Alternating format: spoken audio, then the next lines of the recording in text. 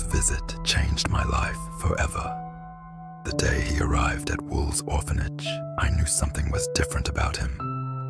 Unlike the other adults who crossed my path, he carried himself with an air of quiet power that commanded respect. More importantly, he didn't seem to be afraid of me at all.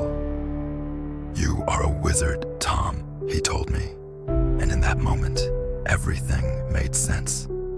When he asked about my abilities, I couldn't help but reveal the extent of my power. I can make things move without touching them. I can make animals do what I want without training them. I can make bad things happen to people who are mean to me. I can make them hurt if I want to.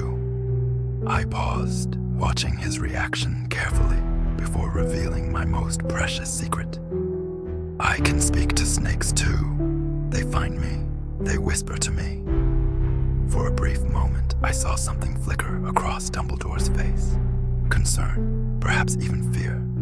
But it was gone as quickly as it appeared, replaced by that maddeningly calm expression as he explained about Hogwarts School of Witchcraft and Wizardry and how to reach platform 934. The platform was a marvel of magical engineering, hidden in plain sight from the ignorant muggles. As I passed through the barrier, the gleaming Hogwarts Express came into view, its scarlet engine billowing steam. I boarded early, choosing an empty compartment where I could observe my future classmates. It wasn't long before others joined me, the first being Abraxas Malfoy, a boy with white blonde hair and expensive robes who carried himself with aristocratic grace. Beside him sat Orion Black, whose proud bearing and traditional values marked him as another pure-blood heir. Augustus Lestrange completed the trio. There was a cruel glint in his eyes that I recognized, a darkness that mirrored my own. Our introductions were interrupted by a girl with fierce green eyes and an air of determination, Margaret McGonagall. She was looking for a lost toad, but I could sense something different about her. Despite being Muggle-born, her magical presence was undeniable. Something in the way she looked at me suggested she sensed something others didn't. She left quickly, but I knew our paths would cross again. As the train journey continued, I listened intently as my companions discussed the 4 houses of Hogwarts. They spoke of Slytherin with reverence, describing its legacy of producing powerful wizards. I knew then that it would be my destiny. The others were already gravitating toward me, drawn by my quiet confidence and the subtle display of my abilities. I demonstrated my control over a spider that had wandered into our compartment, making it dance across my palm. Their impressed gasps were music to my ears. Finally, Hogwarts came into view, its towering spires piercing the night sky. As our boats glided across the black lake, its countless windows gleaming like stars, I felt a surge of belonging I had never experienced before. The sorting ceremony began, and one by one, students were called forward. When my name was called, Riddle Tom, I stepped forward with practiced grace. The moment the sorting hat touched my head, I heard its voice, speaking directly into my mind. Such power, such ambition, but also such darkness. Beware, Tom Riddle, for your path leads to both triumph and destruction. The choices you make will split your soul. Before I could process these words, the hat shouted, "Slytherin," to the hall.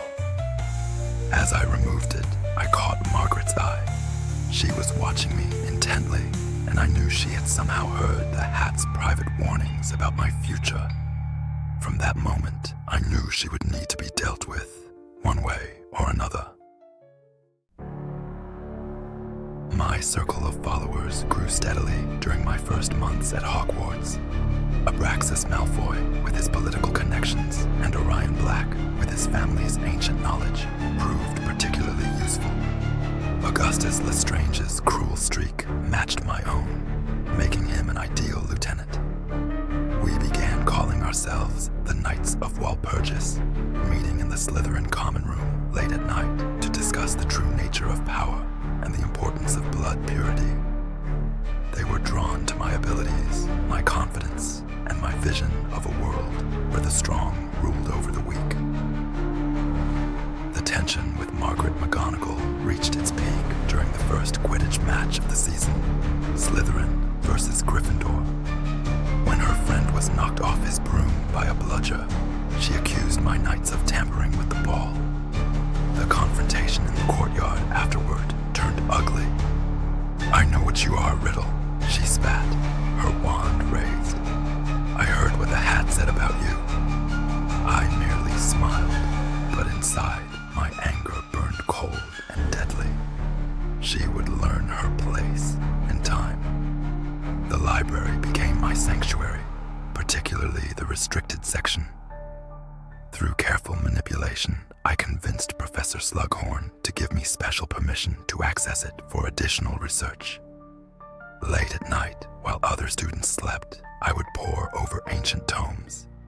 It was there that I first discovered the Cruciatus Curse, detailed in a weathered book titled Magic Moste Evil. The description of the pure, undiluted pain it could inflict fascinated me, reminding me of the power I had wielded in the cave at the orphanage. I spent countless hours practicing the wand movement for the Cruciatus Curse in secret, knowing that the intent to cause pain was crucial for its success. The memory of Amy and Dennis's screams in the cave fueled my determination. Once I felt ready, I started with the small creatures I found in the castle. The first successful attempt on a rat left me breathless with excitement. The power was intoxicating, and I knew I had found something very special.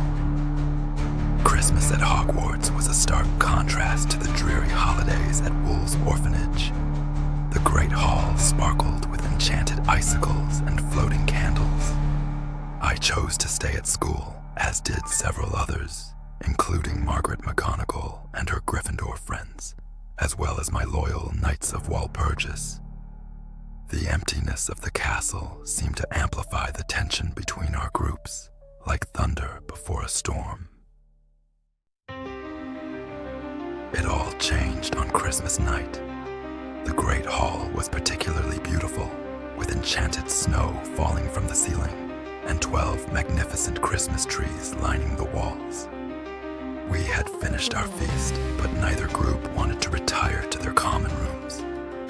The knights and I sat at the Slytherin table, while Margaret's group lingered at the Gryffindor one. The tension in the air was palpable. "Look at them," sneered Abraxas. "Blood traitors and mudbloods, thinking they belong here."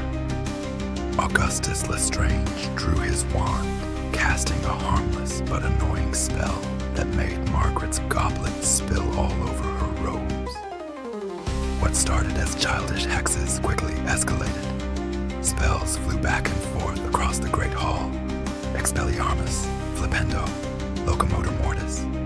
Margaret proved herself particularly adept, disarming Augustus with a perfectly timed spell that sent him sprawling across the floor. Her friends cheered, and I saw the humiliation in Augustus's eyes as he lay there, wandless and defeated. The look of triumph on her face ignited the darkest part of me. Without conscious thought, my wand was in my hand. The word formed on my lips, filled with all the hatred and desire to cause pain I had cultivated over the years. Crucio. The curse struck Margaret squarely in the chest. Her screams echoed through the hall as she collapsed, her body contorting unnaturally as she writhed on the floor. "Please," she begged between screams, "make it stop."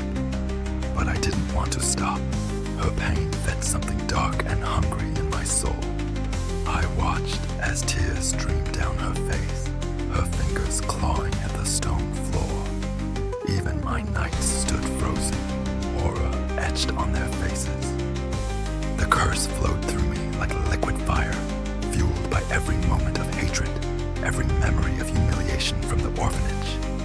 I wanted Margaret to understand pain as I had understood it. I wanted her to know what it meant to be truly helpless. Her screams became weaker, her body trembling uncontrollably. But Then I felt it, a presence so powerful it made the air itself seem to crackle with energy. It was unlike anything I had ever experienced, far beyond even my own abilities. I lifted the curse immediately, but it was too late. Dumbledore appeared at the entrance of the Great Hall, his blue eyes blazing with an intensity that made even my blood run cold. With a single wave of his wand, he cast a spell that seemed to freeze time itself. "Enough," he said quietly, but his voice carried more power than any scream. He helped Margaret to her feet as she sobbed uncontrollably. I'll never forget the look he gave me in that precise moment. Not anger, not hatred, but something far worse. Disappointment mixed with grim understanding, as if he had finally confirmed his worst fears about me. In the aftermath of that night, Dumbledore summoned me to his office. His questioning was relentless. "Tom," he said, his voice uncharacteristically stern, "dark magic leaves traces, not just on its victims, but on those who use it. Professor, we were just practicing spells. Things got out of hand. The lie felt hollow, even to my ears. That spell you used," he continued, "is not taught at Hogwarts. It requires intention, Tom. What you demonstrated tonight, that path leads only to destruction and darkness. But you still have a choice, an alternative. There is strength in love and friendship." I couldn't help but scoff. "Love," I spat, feeling years of bitterness rise to the surface. My mother loved me enough to die and leave me alone in that orphanage. What good did love do her? What good has it ever done anyone? Dumbledore's expression changed then, not to pity as I expected, but to something more troubling, understanding. As I left his office that night, I knew I had revealed too much of myself to him. There was no turning back for us. The darkness that had been growing inside me since my days at the orphanage took on a new form that night. As I delved deeper into my studies, I began discovering intriguing references to the Gaunt family name, my mother's lineage, whispers of an ancient bloodline, of a hidden chamber, of a great destiny waiting to be claimed. Soon, Hogwarts would learn the true meaning of power, and Dumbledore's watchful eyes wouldn't be able to stop what was coming. But that is a story for another time. The time of the heir of Slytherin.